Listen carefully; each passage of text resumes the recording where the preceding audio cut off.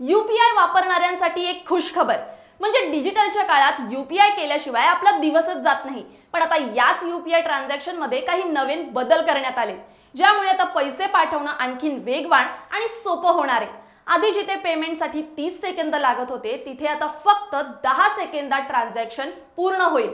हा बदल 16 जून पासून लागू करण्यात आलाय।